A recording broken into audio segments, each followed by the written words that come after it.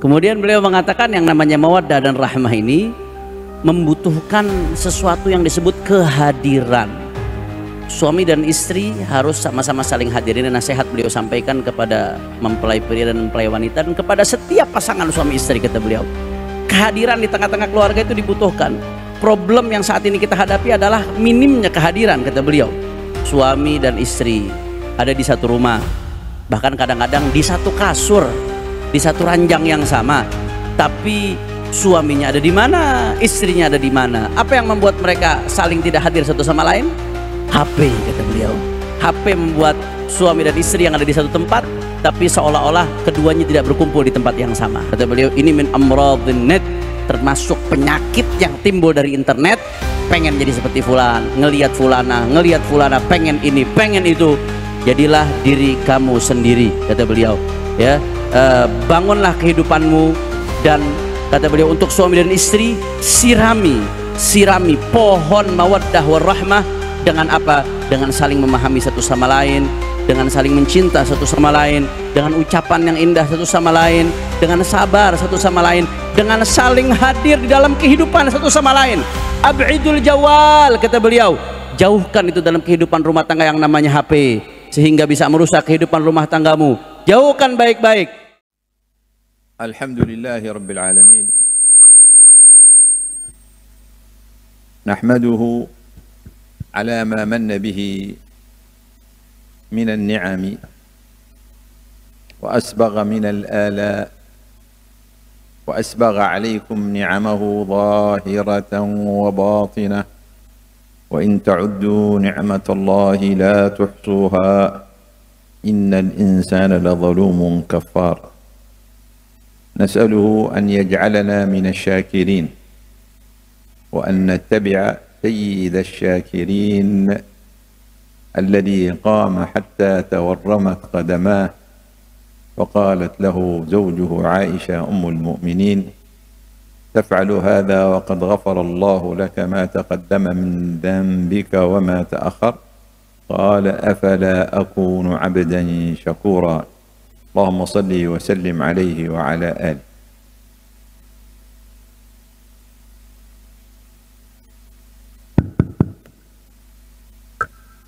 Beliau Abuya Profesor Al-Habib Abdullah bin Muhammad Baharun setelah mengucapkan puji syukur kepada Allah Subhanahu wa taala atas segala nikmat yang Allah Subhanahu wa taala berikan kepada kita, yang mana nikmat yang Allah berikan kepada kita tersebut andai kata ingin kita hitung nggak akan pernah bisa kita menjangkaunya, saking banyaknya nikmat yang Allah Subhanahu wa taala berikan kepada kita.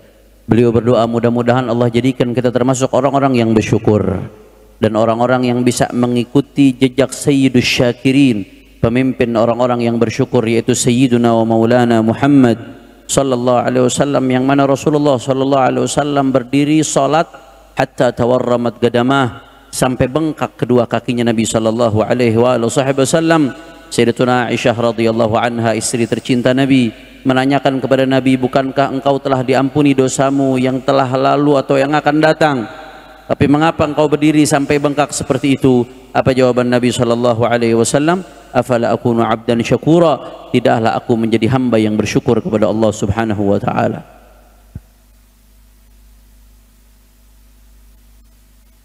حضرات العلماء، حضرات الحبايب، المشايخ، العلماء، الأساتذة،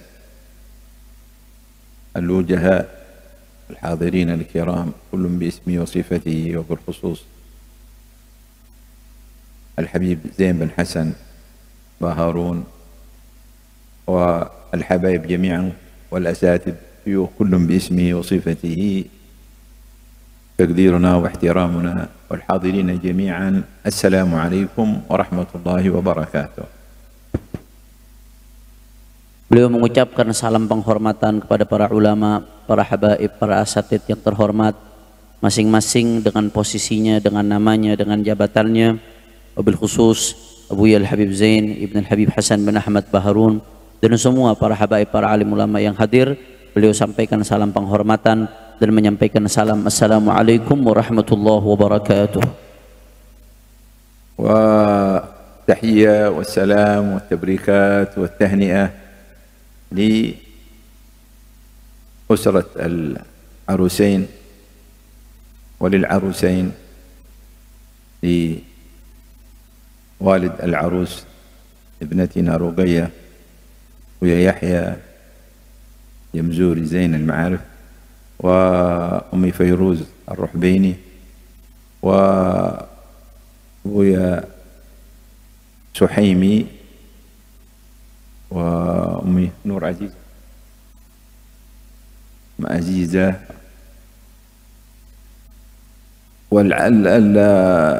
والعريس ابننا عفيف، نقول لهم ألف مبروك يا الله. هذه تتويج لعرس قد تم ما شاء الله، وهذه حفلة إظهار وإشهار لهذا النكاح اتباعا لسنة النبي صلى الله عليه وسلم في إعلان النكاح والضرب عليه بالدف مناسبة لتكريم النكاح، فإن الله سبحانه وتعالى كرم النكاح وأخزى السفاح، فجعل النكاح مشهرا ومحتفلا به، كما نحن نحتفل الآن بالفرح والسرور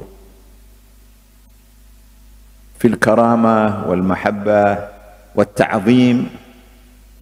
ونفس الفعل إذا خرج عن السبيل النكاح قال تعالى: وليشهد عذابهما طائفة من المؤمنين.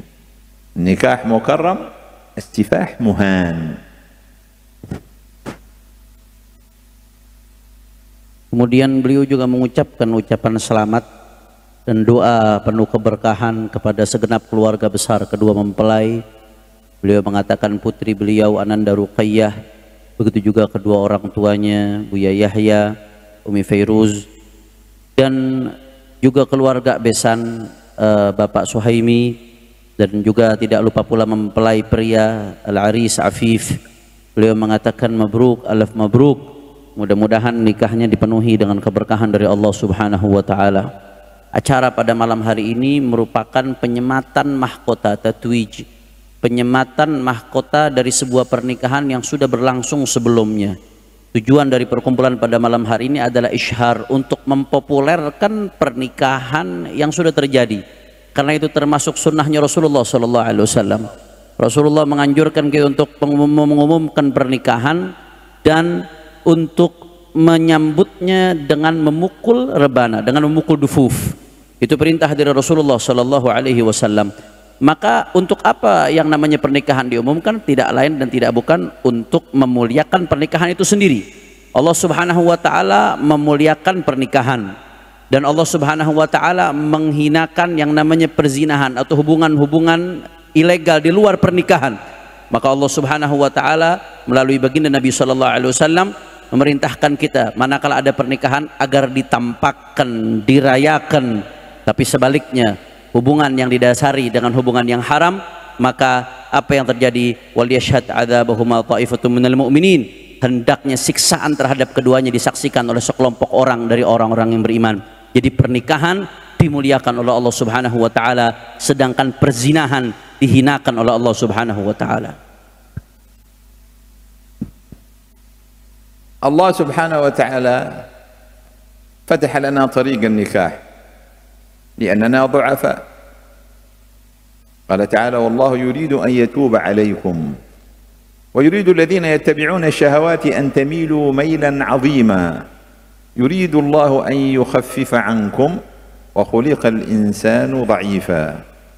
فإذا نحن ضعفاء، تتنازعنا الشهوات والأهواء، لا نستغني عن المحبة ولا نستغني عن العناية. كل رجل فينا وكل امرأة طفل كبير في داخل كل واحد منا، رجل أو امرأة، طفل كبير يحتاج إلى العناية، يحتاج إلى الرعاية، لأننا ضعفاء. حتى في قوتنا تقع بين ضعفين. الله الذي خلقكم من ضعف ثم جعل من بعد ضعف قوة ثم جعل من بعد قوة ضعفا وشيبة يخلق ما يشاء. فإذا ضعفنا ملازم لنا منذ بدايتنا، وحتى ونحن أقوياء فنحن ضعفاء، وخلق الإنسان ضعيفا، وهذا الضعف يحتاج إلى العناية، يحتاج إلى الرعاية. Kemudian Allah Subhanahu wa Ta'ala membuka kepada kita semua yang namanya jalan pernikahan. Kenapa demikian? Karena beliau mengatakan kita ini manusia lemah.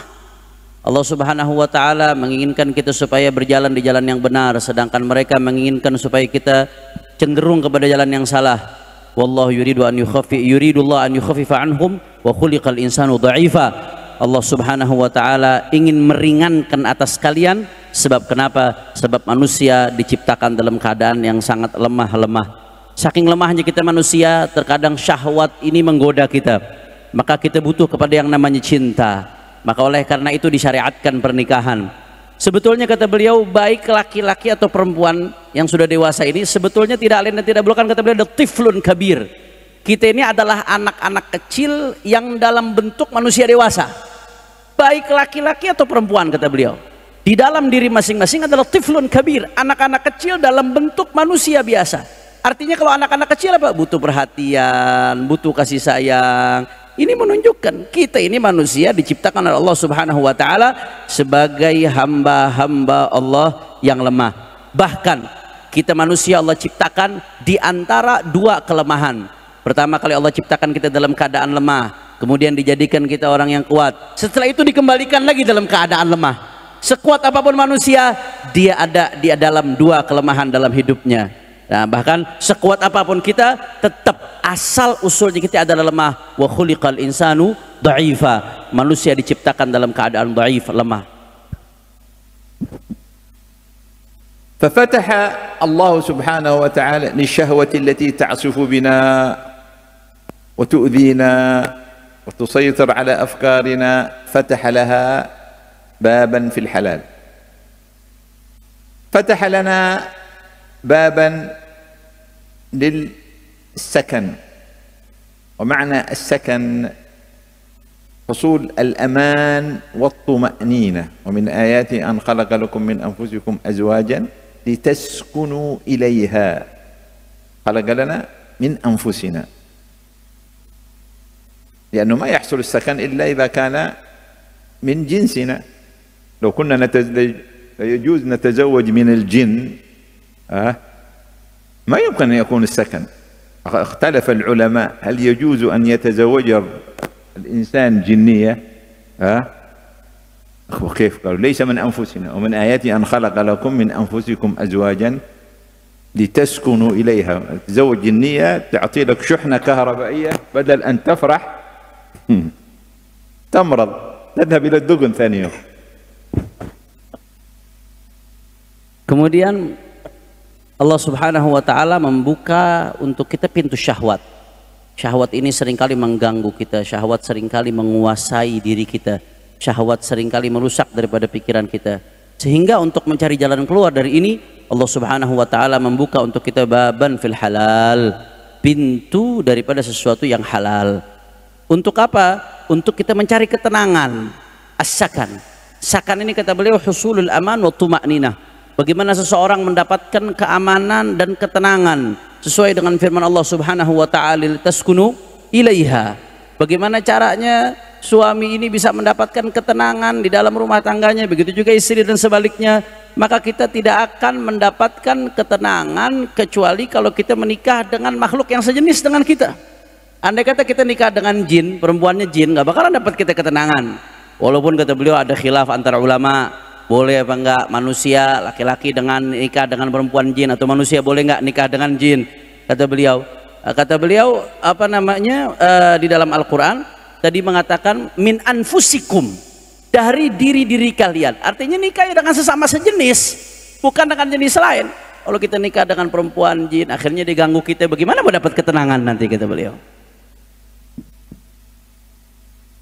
فحصول السكن لأننا ضعفاء، نحتاج إلى من يشعرنا بالأمان، يحتاج إلى من يشعرنا بالهدوء، يحتاج إلى من إذا وضعنا رأسنا عنده ننسى المتاعب، ننسى المشاكل، نأتي ونحن تعبانين من الخارج، فنجد المرأة الصالحة التي نشعر معها، يشعر الطفل الكبير داخلنا بأن إيش؟ بالأمان بالسكن، لتسكنوا إليها. وهذا السكن لا يكون إلا بوجود المودة والرحمة. المودة محبة دائمة مستمرة شاملة. إن الذين آمنوا وعملوا الصالحات سيجعل لهم الرحمن ودا. والرحمة، الرحمة قرينة المحبة. ممكن نحن نحب، ولكن إذا لم تكن مع المودة أو هذه المحبة، أولا المحبة دائمة وليست ممكن تحب شيء ثم بعد ذلك تغير رأيك ما تحبه، لكن المودة معناه محبة دائمة حاضرة دائما. والرحمة قرينة المحبة، الذي يشعر بنا أحيانا لا يكون دواعي المحبة موجودة فتكون الرحمة موجودة، بهذا يحصل السكن. قد لا تكون موجودة. يعني هناك رجل قال كبير في العمر، قال ما المحبة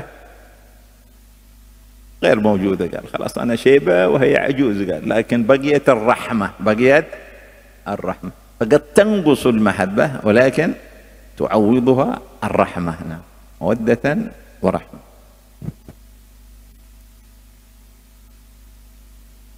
Kemudian kata beliau, kenapa kita butuh ketenangan? Tadi kembali ke tadi lagi, karena kita makhluk yang lemah. Kita ini butuh ketenangan, butuh agar kita mendapatkan, bagaimana hati kita bisa mendapatkan ketenangan ketika kita pulang ke rumah. Kita meletakkan kepala kita di sisi seseorang yang bisa membuat kita lupa terhadap masalah-masalah yang kita hadapi, yang bisa membuat kita lupa terhadap kesulitan yang menjadi penghalang kita di tengah jalan. Kita butuh tersebut, perempuan salehah, supaya anak kecil, sifat anak kecil yang ada dalam diri kita merasakan keamanan, ketenangan, kesejukan ketika pulang ke rumahnya setelah mendapati segala masalah yang ada di jalan. Maka kita membutuhkan tersebut. Nah, keamanan itu tidak akan ada kecuali kalau ada mawaddah dan rahmah. Mawaddah ini tadi seperti beliau jelaskan adalah al-mahabbah ad-daimah al-mustamirrah. Yang namanya wadah itu adalah rasa cinta yang berkesinambungan, yang kontinu terus menerus. Itu yang namanya adalah mawaddah. Allah Subhanahu wa taala berfirman dalam Al-Qur'an, "Innal ladzina amanu wa 'amilus salihati sayaj'alu lahumur rahmanu wudda." Sesungguhnya orang-orang yang beriman dan beramal saleh, Allah Subhanahu wa taala akan jadikan bagi mereka apa? Wudda, mawaddah, rasa cinta yang terus berkesinambungan tidak henti-henti. Kemudian rahmah, kata beliau. Rahmah ini adalah qarinatul mahabbah, adalah pendamping daripada rasa mahabbah. Kalau tadi mawaddah artinya adalah daimah, mustamirrah, rasa cinta yang terus menerus, maka rasa mahabbah, rahmah adalah qarinatul mahabbah, adalah pendamping rasa cinta. Beliau mengatakan terkadang rasa cinta itu udah hilang, tapi yang masih bertahan adalah rasa rahmah, kasih sayang. Beliau ngasih contoh, andai kata ada orang udah tua, udah syebe, kata beliau, kadang-kadang rasa cintanya udah hilang, tapi apa yang masih tersisa dalam hatinya? Rahmah, kasih sayang masih ada dalam hatinya. Maka terkadang ketika rasa cinta itu berkurang, maka di situ pelan-pelan kasih sayang menempati tempat yang mana di situ rasa cinta berkurang. Ini adalah al-mawaddah wal rahmah, saling melengkapi satu sama lain. هذه المودة والرحمة تحتاج، وهذه نصيحتي للعروسين ونصيحتي لكل زوجين، تحتاج إلى حضور. الآن عندنا مشكلة كبيرة في الحضور، يعني نحن في حياتنا غير حاضرين. تجد الزوج والزوجة في مكان واحد، بل في فراش واحد، وهو غائب عنها وهي غائبة عنه. أين يغيبون؟ في الجوال. Kemudian beliau mengatakan yang namanya mawaddah dan rahmah ini membutuhkan sesuatu yang disebut kehadiran. suami dan istri harus sama-sama saling hadir. Ini nasihat beliau sampaikan kepada mempelai pria dan mempelai wanita dan kepada setiap pasangan suami istri, kata beliau. Kehadiran di tengah-tengah keluarga itu dibutuhkan. Problem yang saat ini kita hadapi adalah minimnya kehadiran, kata beliau. Suami dan istri ada di satu rumah, bahkan kadang-kadang di satu kasur, di satu ranjang yang sama, tapi suaminya ada di mana, istrinya ada di mana. Apa yang membuat mereka saling tidak hadir satu sama lain? HP, kata beliau. HP membuat suami dan istri yang ada di satu tempat, tapi seolah-olah keduanya tidak berkumpul di tempat yang sama. هو يضحك ينظر إلى الجوال ويضحك ويبتسم وهي تغتاظ جدا. قد مرت 3 أيام لم يضحك لها ولم يبتسم. لمن يبتسم هنا؟ لامرأة أخرى أو لماذا؟ ربما هو يبتسم لمنظر مضحك أو لأي شيء، لكن ابتسامته ليس لها، ابتسامتها ليست له. هناك دخل بينهم آخر. وسأقص قصة أن رجل من العلماء لم يتزوج على امرأته، زوجة واحدة بس. فأحد يقول لمرتوى لأم الزوجة، يقول لها فلان هذا الشيخ أكرم ابنتك فلم يتزوج عليها.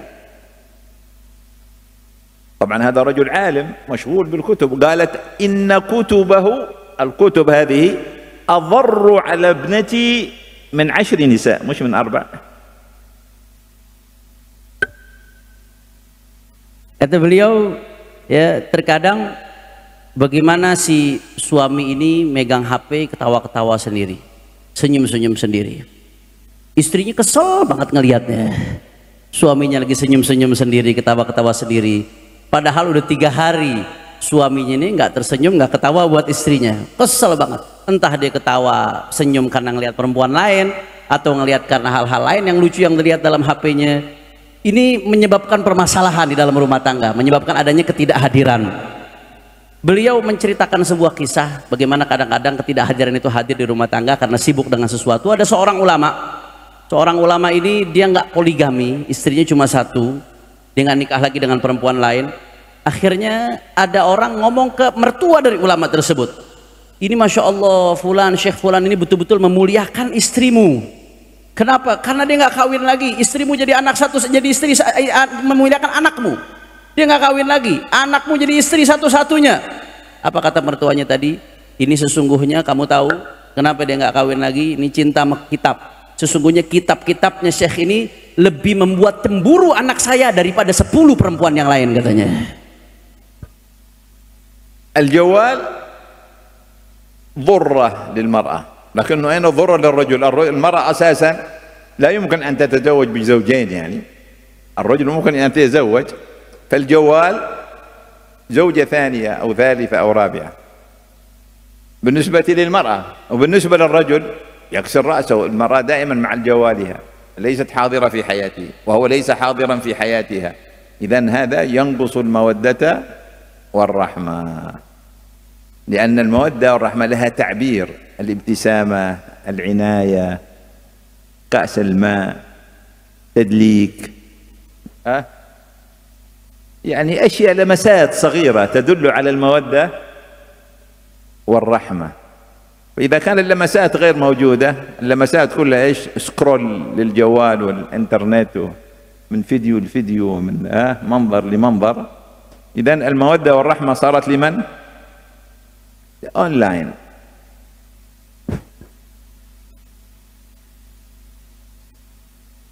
Kemudian kata beliau, HP ini jadi madu buat si istri. Beliau mengatakan HP ini jadi durrah, madu buat istrinya. Ibarat istri kedua, jadi madu dia. Ya, itu HP. Tentunya istri cemburu sekali dengan madunya. Dan juga sebaliknya kata beliau, kadang-kadang perempuan sibuk banget dengan HP-nya. Sampai tidak hadir dalam kehidupan suaminya. Suami nggak hadir dalam kehidupan istri, istri pun nggak hadir dalam kehidupan suami. Akhirnya di sini apa yang dikorbankan? Al-mawaddah, rasa cinta dikorbankan dalam rumah tangga. Rasa cinta itu butuh kehadiran, kata beliau. Rasa cinta itu butuh ta'bir, butuh ungkapan. Ungkapan ada kalanya dengan senyuman, ungkapan ada kalanya dengan menuangkan air minum, ungkapan, ada kalanya dengan pijitan-pijitan, dengan sentuhan-sentuhan sederhana, kata beliau. Kalau sentuhan-sentuhan ini nggak ada, sentuhannya malah beralih, yang disentuh adalah layar HP, scroll terus nggak berhenti, dari video ke video, dari konten ke konten, semuanya seperti itu. Kalau begini sudah terjadi, apa yang terjadi? Al-mawaddah sarat liman, berarti cintanya buat siapa? Cintanya buat online, kata beliau, udah bukan buat pasangannya lagi. من الحضور أن تعامل المرأة زوجها وخصوصا في أول الزواج على أنه سوبرمان، وبالإندونيسي سوبر ماس، سوبر بانك. Termasuk bentuk kehadiran pasangan terhadap pasangannya di dalam pernikahan adalah bagaimana seorang perempuan, khususnya di awal-awal pernikahan, dia memperlakukan suaminya sebagai seorang superman, kata beliau. Laki-laki super.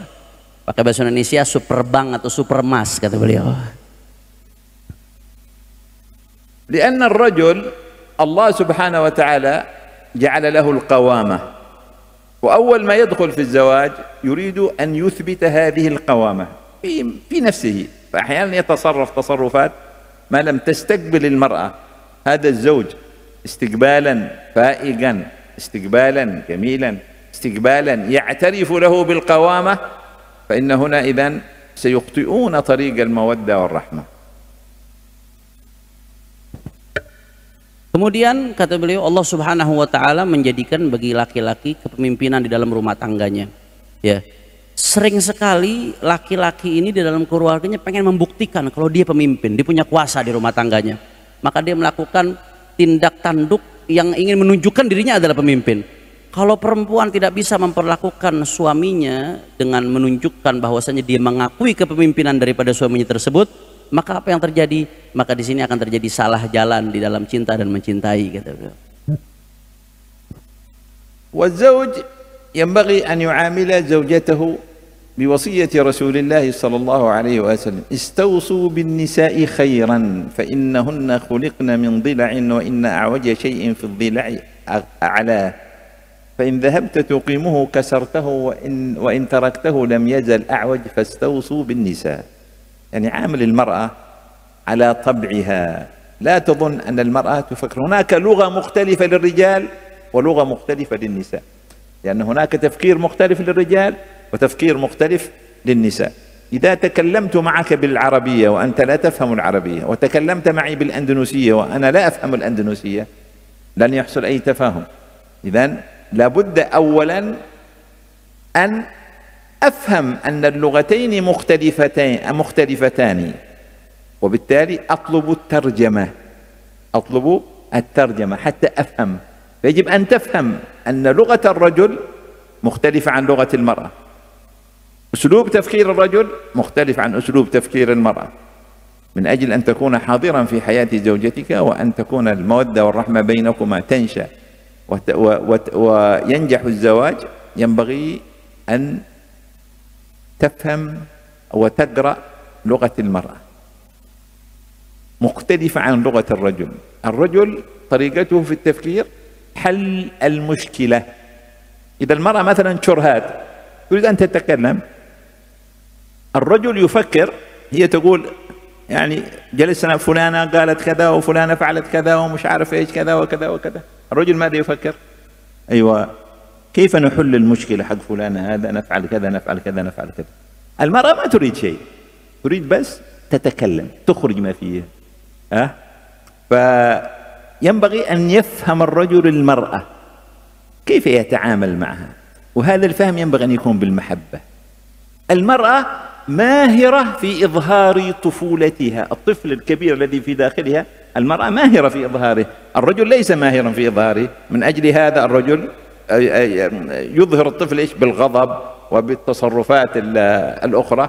المرأة ماهرة، فاستقبل الطفلة، هي تحتاج إلى الأمان، تحتاج إلى الحنان، تحتاج إلى الرعاية، تحتاج إلى الفهم. مع من تتكلم؟ يجب أن تتكلم معك أنت، وإلا ذهبت إلى الجروب.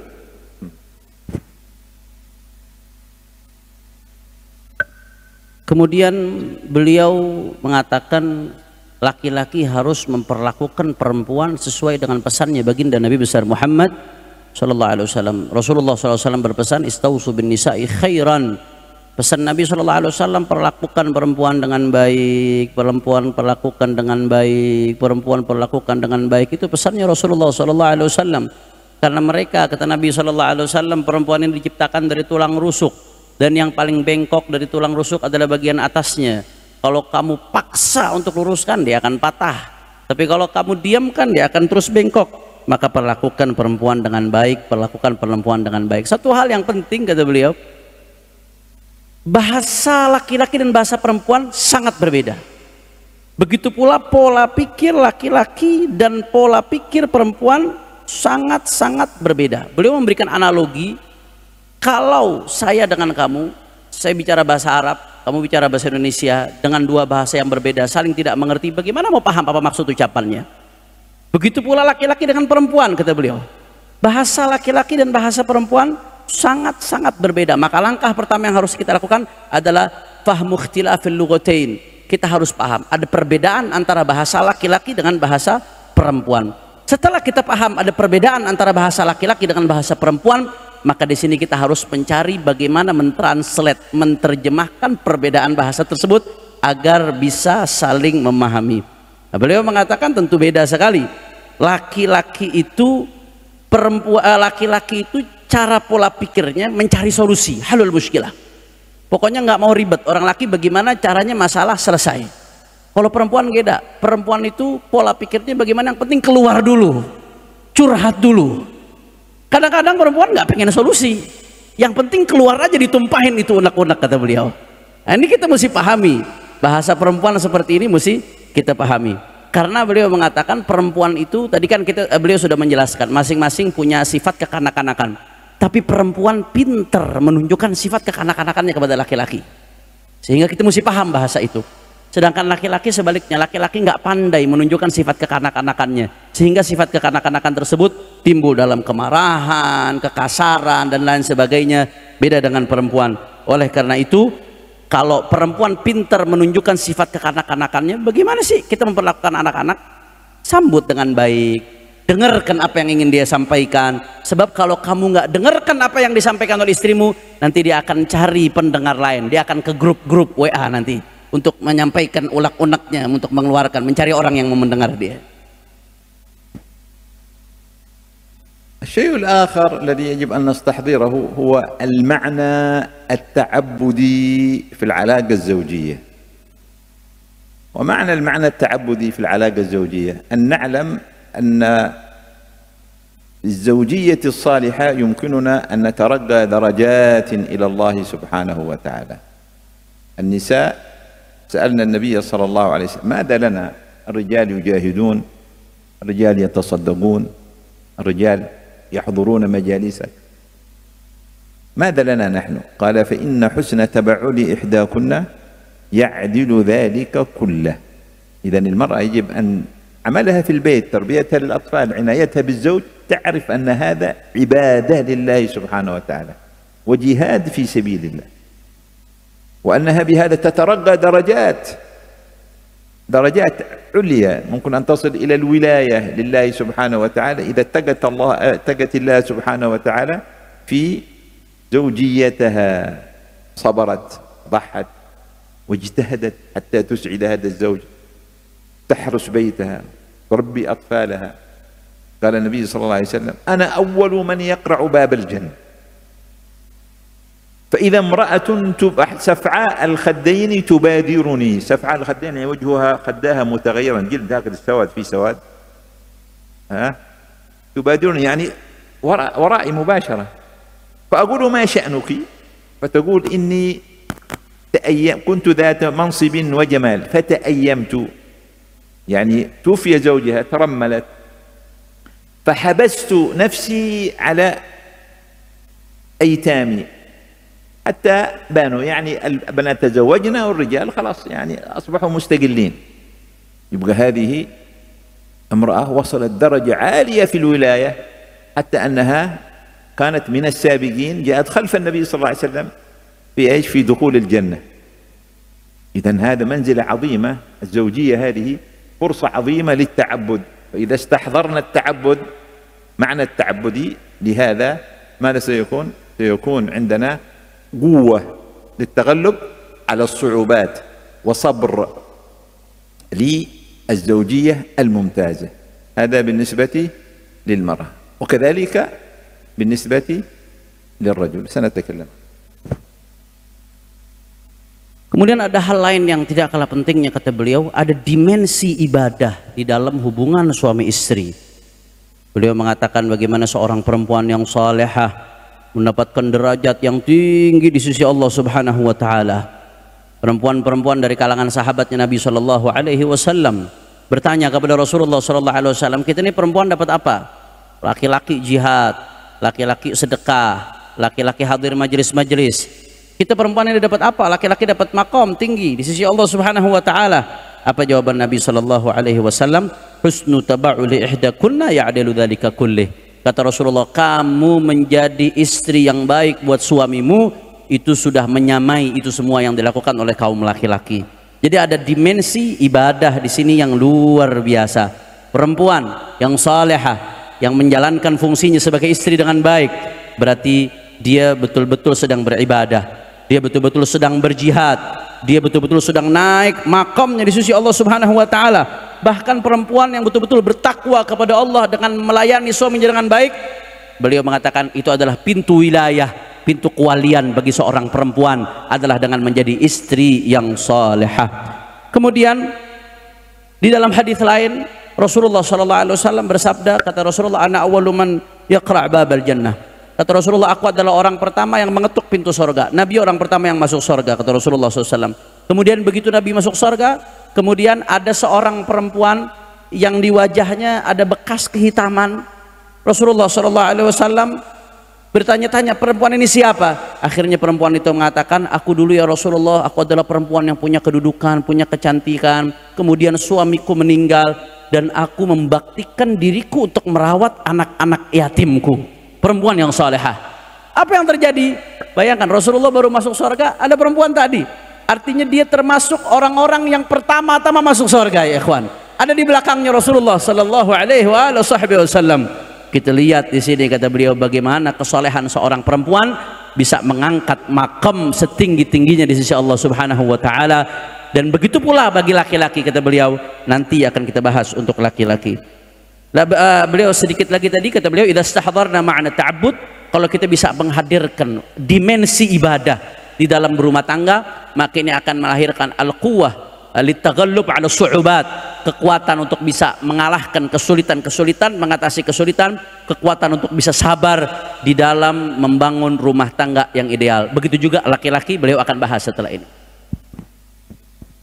بالنسبة للرجل لابد أن يعلم أن الابتسامة والكلمة والشكر كل هذا له أجر.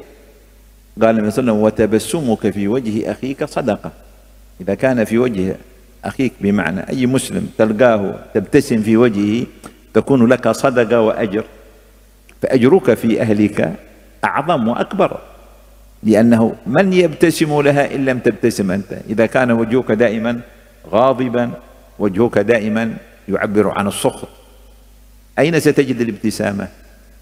اعطيها الابتسامة، اعطيها الكلمة الطيبة. الآن بعض الرجال غير حاضر في حياة زوجته، تلبس الملابس الجميلة وتشتري ثوبا جديدا وتريد أن ماذا؟ ينظر إلى هذا المنزل ويقول كلمة، يقول تشجيع، فإذا به لا يبالي وكأنها لم تفعل شيء. يكسر ماذا؟ يكسر قلبها، يكسر خاطرها. لا، لابد أن نتفاعل نلاحظ ونتفاعل بالكلام الجميل، وكذلك ما وراء ذلك من حاجة الزوجة. قال النبي صلى الله عليه وسلم وفي بضع أحدكم صدقة. قالوا يا رسول الله يأتي أحدنا شهوته ويكون له أجر؟ قال أرأيت إن وضعها في الحرام أليس يكون عليه وزر؟ إذن قال وعاشرهن بالمعروف، قال ولهن مثل الذي عليهن بالمعروف. قال ابن عباس إني لأتزين لامرأتي كما أحب أن تتزين لي. إذا أنت يجب أن تتزين وأن تكون رائحتك طيبة، الزواج هذا قال وجعل بينكم يعني مسألة تفاعلية، تعطي وتأخذ. هنا تأتي تثمر المودة، شجرة المودة والرحمة تسقى بماء ليش؟ الكلام الطيب، الابتسام. طبخت طبخة جميلة، ماذا تقول؟ أبو تتكلم طبخة جميلة ما شاء الله أحسن شيء، إنما تنظر العيوب الطبخة، إيش الملح ناقص، إيش أنت ما تعرفين تطبخين، تكسر خاطرها ليش؟ حرام عليك. قال مثلا رفقا بالقوارير، المرأة دي مسكينة يعني تحتاج كلمة ترفعها وكلمة إيش تكسرها. فإذا ولا أيضا المرأة عليها أن تحسن قراءة الرجل. في رجل يحسن أن يتكلم ويعبر، مسكني هناك مش عارف إيش ماهر لذات كده، وفي أحد ما يستطيع لكن يأكل هم أنا أسميها لغة القو ولغة يعني القو هذا قنبل، يعني يأكل ويتكلم، مسكني هناك ما شاء الله لذات ما أدري إيش وفي لغة الإيش مس أعجبك طعامي طبخي، يقول بس يأكل ما يتكلم. هذا لغة أيضا، لغة ينبغي المرأة أيضا أن تقرأ الزوج. أحيانا التعبير يكون تصرف ما يكون كلام، والزوج يجب أن يتمرن أن يكون متكلما كلاما لبقا جميلا، تعبير، ابتسامة، كذا. يعني هنا هذه كلها تسقي شجرة المودة والرحمة. Kemudian beliau juga mengatakan bahwasanya seorang laki-laki harus paham, harus mengetahui bagaimana istrinya. Ingin diperlakukan dengan baik, ingin diperlakukan dengan hangat, butuh senyuman, butuh kata-kata yang manis, butuh ucapan terima kasih. Laki-laki juga harus paham ini, ada pahala di balik itu. Rasulullah SAW bersabda, tabassumuka fi wajhi akhika sedekah. Senyumnya kamu di hadapan saudaramu itu sedekah. Kata beliau, kalau kamu senyum di hadapan saudaramu saja sedekah, apalagi kalau kamu senyum di hadapan istrimu. Kalau bukan suami yang senyum di hadapan istri, kemudian siapa yang mau senyum di hadapan istri? Kalau bukan suaminya. Maka di sini penting sekali kata beliau. Sebagian laki-laki ghairu hadir, tidak hadir di dalam kehidupan istrinya. Istrinya sudah pakai pakaian bagus, pakaian indah. Istrinya ingin dipandang oleh suaminya, ingin dipuji, diapresiasi, dimotivasi.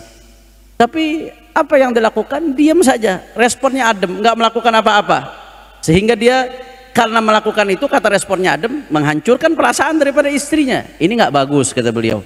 Harus ada, kita pandang, kita lirik apa yang dilakukan istri kita. Kemudian ada tafa'ul, ada respon yang bagus dengan kata-kata yang manis, dengan pujian, dengan kata-kata yang indah.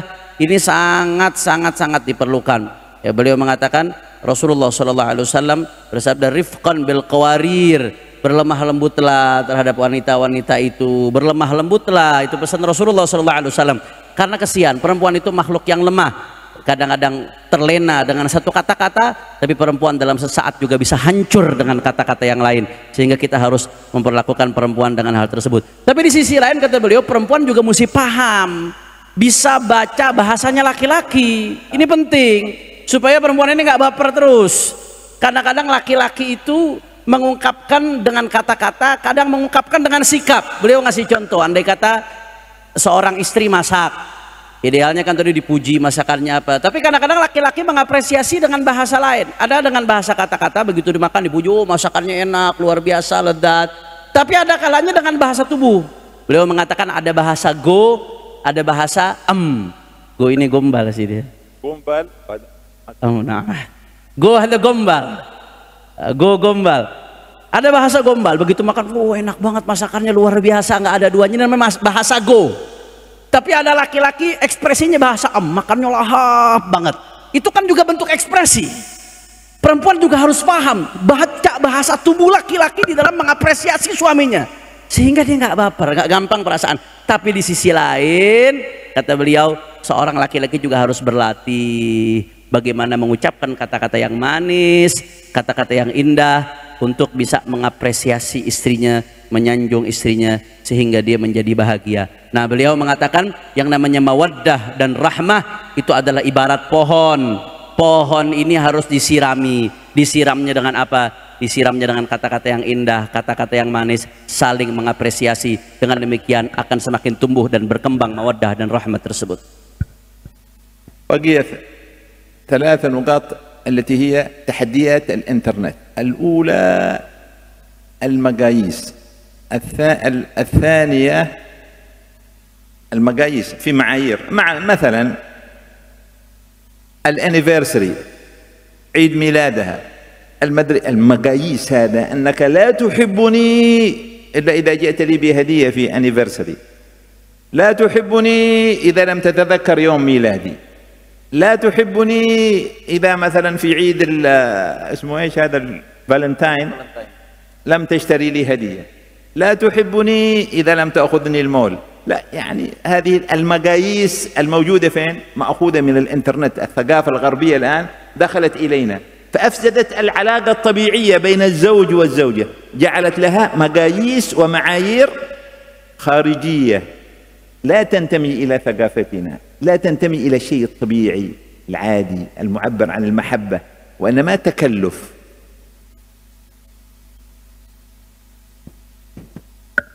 Kemudian kata beliau terakhir ada 3 poin penting, yaitu tantangan yang semuanya tantangan berkeluarga ini muncul dari internet, ya, dari dunia digital.